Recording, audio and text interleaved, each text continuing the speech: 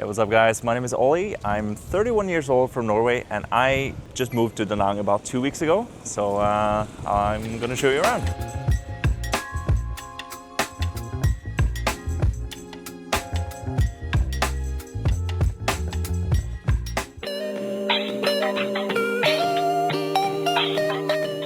So here we got the neighborhood park. One thing that really surprised me about Vietnam was I really struggled to sleep the other day, and at 5 o'clock in the morning there was like 10 people working out, so I just joined them for a workout. So this became my gym as well in the morning, so that's pretty cool. Part of the Vietnamese culture that I was not aware of. I haven't really tried too many of them. Seen some people do like some crazy stuff like this in the morning. Oh yeah. I want to give this one a try. I saw some old Vietnamese woman use this one. Ooh! All right. But she was going like crazy on it. Nice to come here in the morning and do a little... 5, 1, 2. No, today's a rest day, so... I see all the Vietnamese women, men here in the morning, and it's very motivating. And it's like, as a foreigner here, like this is more of a local area, so I do get a lot of attention. So I'm like, this is like extra motivation to do some extra pull-ups. So it's pretty nice. I personally, whenever I travel, I always try to avoid like the touristy areas. Like I would love to live a little bit closer, but I also really enjoy like learning Vietnamese and just meeting some locals. And the best part is like I can still get a grab. I can still like very easily go into the city center for like $1, something like that. So I will show you. One of the things that I find really cool about this place is that it's right next to a convenience store. So in order for me to go home, I need to go through here and resist the temptation of all the snacks, which you can see right here. So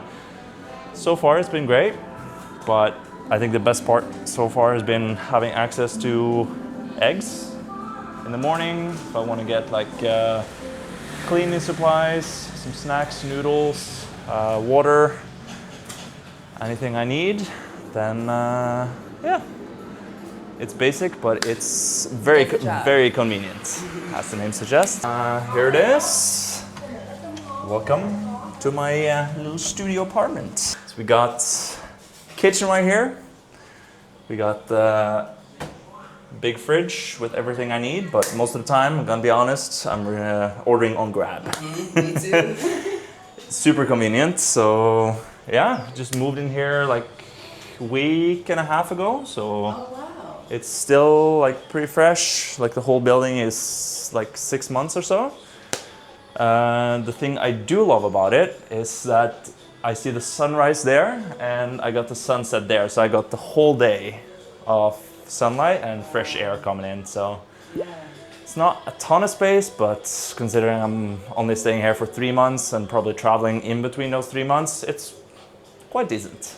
The bed is like not a typical hard bed, it's like an actual soft bed as well. So had some really good sleep here. And if they have some local karaoke, I am prepared with 2 levels.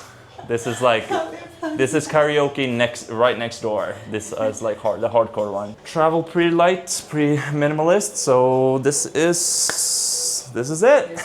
Yeah. I had a look at like six or seven different places in like multiple price ranges, and I found like this one was the best balance of like price to newness ratio. I would love to have a little bit more size, but it's like when you were working with like an agent here, like they kind of push you a little bit faster. I was like, this one was the closest one to what I wanted. So overall pretty happy. So yeah. The breeze feels amazing. It does. And the thing I do love about it is the only time I turn on the lights usually is in the evening after the sun. Yeah. Yes, and like I don't even need the air conditioning now. It's Same. just Yeah. a nice breeze. So yeah. Do you mind telling the people how much this place sets you back? So this one is about 7.7 million per month, approximately $290 per month. And then electricity is on top, around 4,000 per kilowatt hour. Cleaning is also included in the price of the 7.7. I checked price ranges, everything from around 220 to 1,500. And this one is the one I found found that I can confidently, like, I can live here comfortably, but I can also like leave it behind and travel for a month and Right. not feel bad about it. So Right. yeah, Yeah, smart. yeah.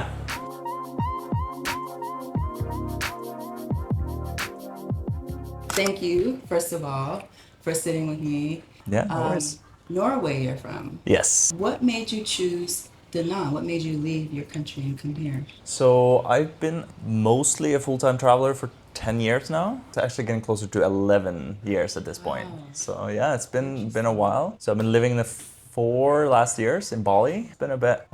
I still go home every summer to say hi to friends and family, usually around 3 or so months per year. Plus minus, and healthy. then yeah, like Yeah. June, July, August. It's the only like it's similar to this temperature. The rest of the year is just cold, cold and dark. I was just saying on one of my previous videos that I used to live in an area like that in the States where it was like very cold, very dark, dreary, wet. All that's like the baseline, you know. Yeah. And being in an environment like that, it kind of, for me, it messes with my mental health. Yeah. I need the sun. Since I've been here about 2 weeks or so now, like I already like when I arrived here, it was like dark, moody, raining a lot, and I was like, oh no, did I make a mistake? Because I just came from Thailand, and Thailand was like this, like blue sky, incredible weather, like Yeah. much warmer than this, but like I think this is very nice and comfortable because Well- this is winter here. Yes. Yeah. Yeah, 'cause we're in January. I don't say that to people back home. They get kind of pissy, but they had like minus 20 Celsius. It's cold. Yeah, Yeah. I was here last year from August to November. Yeah. And this, no, it was the rainy season. So I the see. cold, the wet, the dreary, it was like almost every day. Yeah. So it's nice to come back and it's just beautiful again. So you Yeah. said you were in Thailand before you came here. What part of Yeah. Thailand were you in? Or did you visit? Yeah, well, so this time I had a specific intention behind it. So it was like, I've been to Thailand many times, 8 times maybe. So I said, like, this time I'm finally gonna give Bangkok a chance. I stayed for a full month in Bangkok and then kind of traveled around The country? Bangkok. Well, just Bangkok for this time because okay. every single time I arrive, it's like I spend like 1 or max 2 days there. I'm like up north, down south to the islands. What do you think of Bangkok? I was there too.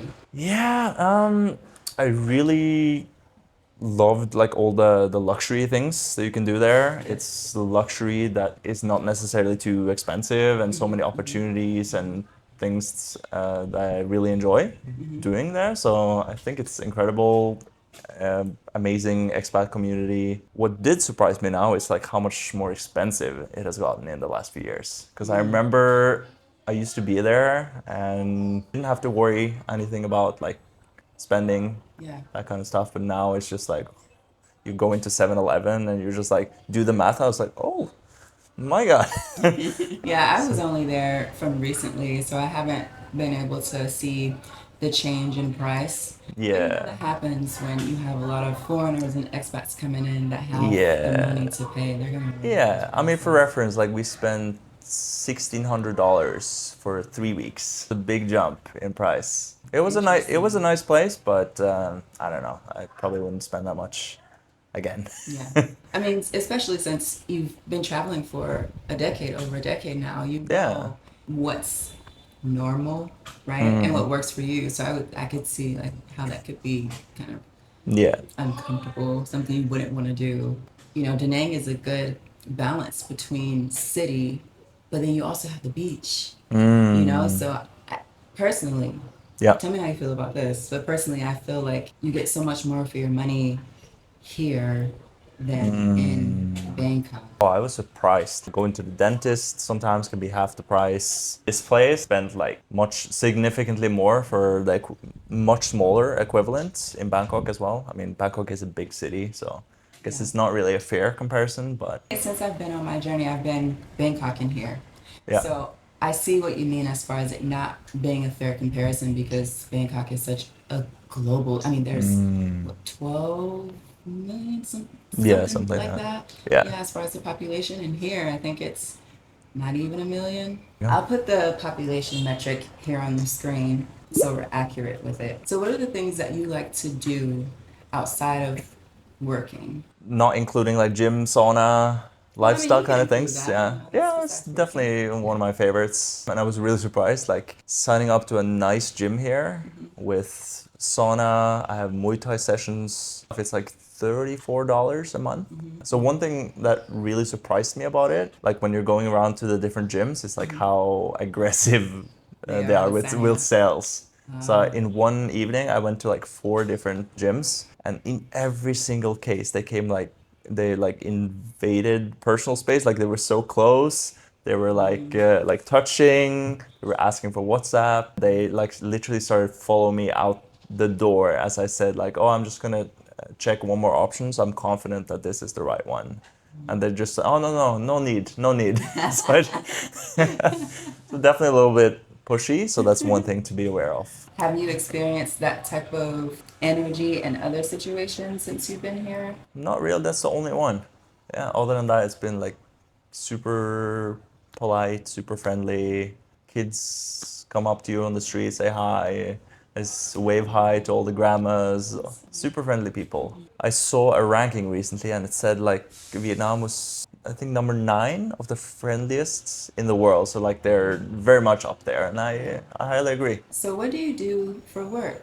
Most of the time, I work in Norway with nursing. So I do that around 3 months per year. And then I work like crazy. Then, usually, like 8 to 9 months out of the year, I just live off savings and then just do whatever I enjoy doing. Includes like charity work, traveling, backpacking, just living life, traveling around with friends that I've met on my travels, and kind of what I've been doing for 10 years at this point. You're here in Vietnam, but I'm sure you said you were in Thailand as well. I'm Yeah. sure you've experienced other Southeast Asian countries. Bali, you mentioned. Yeah, I lived there for 4 years. Yeah. What other countries in Southeast Asia have you had the pleasure of experiencing so far? Cambodia was also incredible to travel to. So danang. Yeah. Yeah. Have you tried Vietnamese food yet? And if you have, what's been your favorite dish so far? Hands down is banh mi. Banh mi. I need banh mi every day. It's What just kind of banh mi? What do you like on yeah. your sandwich? I mean, they put so much good stuff in there. Yeah, I really like the one, like the basic one with egg. I think that's a really Yes. good one. Yeah. Yeah. I Yeah. like that one too. Yeah. Social life. Do you have a social life here yet? I know you just got here, but do you have a social life yet? Have you connected with other expats and, been on the road to creating relationships here? Yeah, so I've been to like 2 different networking events so far, met some cool people there. I'm also traveling here with good friends as well. So, did you have any expectations before coming to Da Nang? Yes, I did. Like I've had so many friends and other expats like saying really good things about it, but also realistically, I said to myself, okay, don't have any expectations, just give it a try. Like if I don't like it after a few days, I can always decide to leave, even if I have like a 3-month visa. So no commitments. Traveling for so long, what is your family and your friends like? I guess at this point they're kind of used to your rhythm. Yeah. How did they feel about it in the beginning, and how do they feel now? I mean, in the beginning, there was definitely a lot of trying to convince me not to do it, and me having a lot of guilt about it. But I think the longer I've done it now they've just accepted it, and like they're excited to see where I'm going next. So they've kind of shifted their perspective on it, because like now that I like share more actively on social media like what I'm doing, and they can see like, oh, it's not scary, like I'm Right. just meeting people, just doing cool things and Yeah. enjoying life. Yeah. Now they're fully supporting it. I've had a similar experience. Yeah. People trying to like convince me not to, or thinking like, Yeah. you're weird. Like, why would you want to leave? And then now Yeah. it's like, now that I share, just like you said, my experience, more people are more enough to ask me questions and, congratulate me and things of that nature. How do you think this lifestyle has affected your relationships, period, or your ability to create long-lasting relationships? Do you think that it has helped that, or it's been kind of a hindrance? I actually think it's improved it a lot, my relationship, because now since I am doing something that I'm loving, really enjoying my life. I feel like I'm exactly where I'm supposed to be. I feel like I'm living my path and my purpose. And just because of that, that means my cup is full. And because my cup is full, Yes. that means there's no resentment, there's nothing, no other expectations than like I feel great about where I am, what I'm doing, and then I'm always free to readjust that. If I don't feel aligned with something, I can just leave it. How has traveling for so long affected your mindset and the way you see the world and the way you see people? I mean, that's many ways. You look at the news, you look at videos online of like people in other countries. I remember before I started traveling, I was like, oh no, that's over there. That's like it seems like so distant. Versus like now, I am in Vietnam. I am in places where they tell you not to go, and I am there, and it's like the friendliest people. I get invited over for dinner, and they take me to show me around. Like I've been in top 2 of the 3 worst slums in the world, and they're inviting me for dinner when they don't have anything. And that has completely changed my perspective. It has caught me in a way that like no matter what happens, we will be fine. It's impossible to fail. Once you put good energy out there and you do something from like a good place, if you have good intentions and you put it out there, then you are going to succeed. And I've Yes. Read what you said. Yeah, and I've seen so many people transform in that way. Like they leave their life back home, they feel their whole life expand. They realize I don't want to go home. Like this feels more aligned. Like I've had 10 different friends in Bali that have come there and they've just realized I don't want to go back home, and then they just find a way to do it because like they realize like going back home, it just means they're sucked back into the old life and whatever was not exciting for them. Like a lot of them were depressed and not aligned with it, and they were like, I don't want to go back. People keep asking me in my messages, like, are you gonna come back? When are you coming back? And I'm just like, why would I go back? Personally, this time that I've had away, it has cracks my mind open so much to where, yes, I had the experiences where I'm learning about people, right? Outside of social media, outside of the news, outside of the propaganda that's, on the TV, on social media, having the chance to be in these places myself, I get to have my own experience with it. It's also how this experience has affected me as a person, as a woman. There's something to say about how I see myself now. Right. And then also having the time to think, right? Yeah. Because when you're back home, it's like, you're in a routine where you're like, okay, you go Survival. to sleep, you wake up, yeah. Boom. Yeah. You wake up, you go to work, you come home. It's like a continuous loop, right? But getting out of that loop, it has afforded me time to think more, to process more. So it's kind of like you're talking about people not wanting to go back. It's like, why would I want to go back? Yeah. Being on like this journey of self-discovery as well as discovering the world. So one of the things I find really interesting is like, since my main language is Norwegian, but whenever I'm out here, I'm speaking English, I'm learning different languages. Like you have different personalities depending on which language you're speaking. So I guess like you can speak your native language Right, yes. everywhere in the world. But for me, whenever I'm learning a new language, it's like you're learning like your new personality, like you feel yourself changing. And I'm hanging out with so many Americans as well when I'm traveling. So I'm like, Norwegians are very reserved, and we're taught to like don't be like out there, be by yourself, and like don't like, I guess how I'm hearing this is the culture is more so introverted. Very reserved. Yeah, and we have something called janteloven, which is like an old school thing where it says like don't think that you are something. Like it's really like negative conditioning in a way. Don't think that you're. Yeah, like First of all, actually, how do we say this? janteloven. Janteloven. Yeah. Yes. You're not special. Yeah. You're not something great. see You're not if a star. You're like kind Let's of. see if I can have it translated. Okay. Thank God for ChatGPT.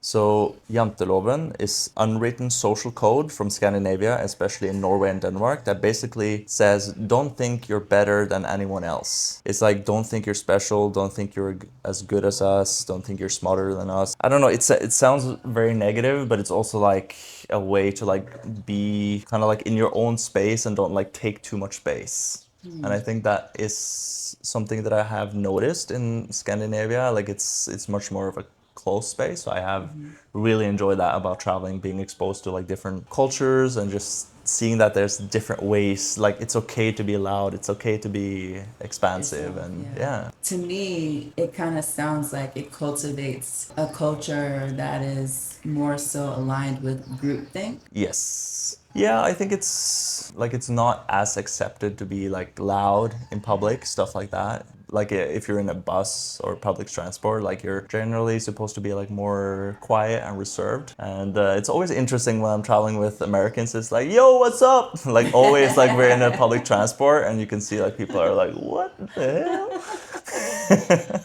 What you're talking about reminds me of Thailand a little bit. Yeah. They're very concerned about what other people think and not rocking the boat. They gear towards more like don't make a scene. They are very conflict averse. Like they don't, you know. Yeah, similar. Yeah, I met a Swedish guy the other night and he was telling me something similar. Not the same, not on the same wavelength, but something similar where he said as far as work is concerned, they have an issue with providing real, authentic feedback when they're working on projects. They're not really good at accepting criticism, you know, because it's something negative, you know, as opposed to being constructive. So he said that, you know, it really affects how they work with each other, kind of like a mask all the time. Yeah. So, since you've learned all of this, when you go back home, how do people receive you? Now, I'm assuming that you, since you've had these experiences, that you are not, you know, you don't behave as a normal Norwegian. No. I notice like within the first month to month and a half, I'm usually like much more extroverted out there, but then I find myself like going a little bit back into old patterns. That's what I really enjoy about traveling. Like as soon as I've been back for like 3 to 4 months, I'm like, oh, starting to get comfortable. I really enjoy life here. I have everything covered. And it's like pulls you back into the world, and it's like you feel that same fear all over again. The first I felt in 2015, first time I went on my solo trip. Same fear is still there, but it's just much less. And I just know what comes at the other side of that fear. It's incredible abundance. Beautiful connections, incredible food, incredible people, life-changing experiences. So 2015. First solo trip to Japan, and I did that all alone. Didn't know anyone, barely spoke the language, and that was a challenge. And you're fine. Yeah. You're fine. Yeah. That holds some people back from traveling, going on solo trips. Yeah. You know, the fear of like, oh, I don't know where I am. I don't know anybody. I don't know the language. And people get turned off from traveling, especially by themselves, because, you know, it's a source of fear. You know, you're essentially picked up and dropped off into a world that is completely different from everything you know. So many people hold themselves back because it's not comfortable. You have to learn. Yeah. You know, you're going to have to put yourself out there and meet other people and, you know, potentially learn different languages, you know, at least a little bit to get by, you know, hello, please, thank you. I need to get back on the Vietnamese. I started up Duolingo and then I just slid it out. I was like, I need to get back on it. Look, I was in a Grab the other night and all I said to the guy was, Sinshan, and then yes, which is dong, dong. And then I told him, Gaman. Right? Come on, yeah. He's like, oh, your Vietnamese is so good. You know Vietnamese. I'm like, not really. I just know like 2-3 words, you know. But he was so like that is something impressed by that. Noticed as well. Like as soon as you make an effort, like you try to learn it in Indonesia as well. Like before I started learning Indonesian, versus when I can like be very light conversational, like completely different. Still very friendly, but like wow, you're like family. It's incredible. Yeah. I was in Bangkok, and you know, like the MRT or the BTS, you know, they Yeah, have BTS. little Yeah. shops Yeah. inside of the stations Oh where you yeah, can, yeah. just the convenience stores, you know, Yeah. like places where you can buy little snacks and stuff. You know, I'm getting some donuts. I'm talking to the girl. She's teaching me how to say like the number for the amount for me to pay. Oh. And so I'm saying it to her, repeating it back to what she's saying to me. Yeah. And she's like, "Oh my God, you're Thai. Yeah. You're Thai." That's Like, it. oh, thank you. Yeah. I feel like it's so basic, but thank you. Yeah. I mean, it shows that you're putting in some effort. Yeah. But it's kind of like, how can you not? You know, Yeah. we are guests in these countries. The least that I can do is at least try to learn, you know, a little bit of Yeah. the language to communicate with them. And just like Yeah. you said, they're so grateful for that. They love that. So, 2015, your first solo trip, over a decade now. Do you see yourself at some point going back to Norway and settling into like a normal life there at any point? No. No. You're traveling I for just life. I just don't see it. I mean, like I'm 31 now, and I also said a few years ago, people said like, "Oh, when you're 30, you're not gonna want to stay in hostels." And I was like, "No, like I can handle hostels." But now I'm like, I don't want to do hostels.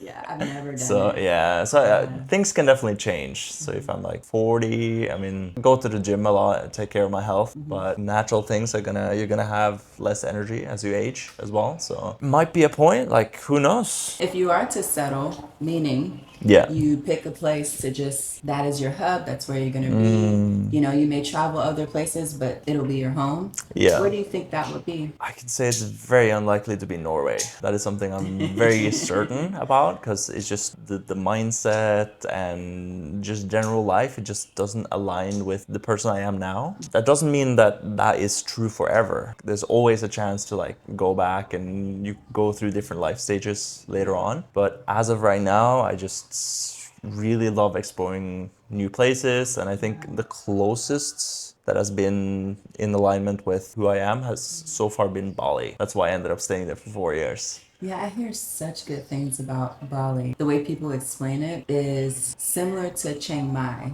That it's like a very spiritual type place. But then I also hear that it's like Chiang Mai as far as the spirituality aspect, but it's also kind of like Pattaya as far as the Like the recklessness partying and I mean it does attract some people that love partying, driving no shirt, no helmets, that kind of stuff. So there's definitely a lot of those things there, but it's just the people in general, how they welcome you, the smiles. I stopped by the side of the road, invited over for dinner. I buy a scooter there, they bless the scooter, they wish you like safe passage, things like that. So far, I've also had like similar experiences to that here as well, but I also feel like I haven't traveled that much yet. But it does something to you when you're in a place where people just smile and wave when you're just driving next to the rice fields and you're just meeting some rice farmers and have a cup of coffee. And, I feel here, people are a lot nicer here to me than like Bangkok. Yeah, they show like genuine interest to get to know you. Like random people I know get to know on the street. They're just like, "Hi, who are you? What are you doing here?" I'm just like, "Cool." You see like a sparkle in the eye. So I find that really nice. So that's why I'm like, "Oh my God, I could actually see myself living here." But I'm like the thing we talked about, like not having expectations. I'm like, take a breath, take a deep breath, and like don't make it too beautiful before you actually had an experience. Yeah, like honeymooning. Yeah, exactly. The honeymoon phase. Yeah. Still in that, but we'll see long term. So I have 3 months to fully test it out. See if I want to come back later. So we'll see. Where are you going next? Do you know yet? Yeah, probably going back to Bali for a bit and then going home for the summer. It's the magical June, July, August in Norway. It's incredible. Wow. Similar weather to this, so it's the only time of the year I want to go back. But then, you know, it's good because you have that reset. You know, you connect back with your family and your friends. And, it's really nice. And it's like I go back to like old routine, like go back to the gym, meet friends and family, and it's like life is a little bit slower, not as ambitious for a little bit.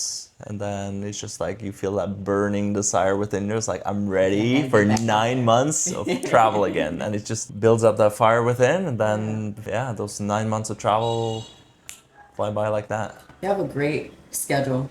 Yeah, it's like a hybrid digital nomad. Right, I guess, right. yeah. So it's less pressure because if you're doing digital nomad 100% of the time, like it can be very inconsistent. I've tried it, and it's like, well, I guess I don't know where the next paycheck is gonna come from, but we'll just see if we can make it work. So, But anyway, yeah, I really enjoyed this chat, Oleg. It's nice to get to know you a little bit better. yeah, Yeah. Well, thank you so much for coming on the channel and giving me your time. yeah. No worries. Yeah. And where can the people find you if they want to connect with you? If you want to give your socials. to Sure. people? So if you want to check out my channel, it's Ole Stories, so OLE, and then Stories. That's the same on every platform. So I do travel all over the world. I'm moving more into luxury travel as well, but I'm still doing backpacking as well. But enjoying and living life to the fullest. So that's Well, it. thank you again. Yeah. And thank you for watching. This is secret behind the scenes. I still have the microphone. I have the microphone. More of a local area. It gives me like a much more authentic experience, which is why I came for, you know? Yeah, that's why I wanted to stay here. I still have the mic. It's okay, I'm gonna put music over this. It was a mistake giving me the microphone. I'll actually maybe use this audio for like bloopers or something. Oh yeah. Yeah. Oh no, you're gonna use this? Great. You can see they're grilling something there. Hopefully it's not dog meat. Well, actually they serve dog meat over there. Huh? There's a place that's... Do they? Yeah. Have you tried it? No. Will you?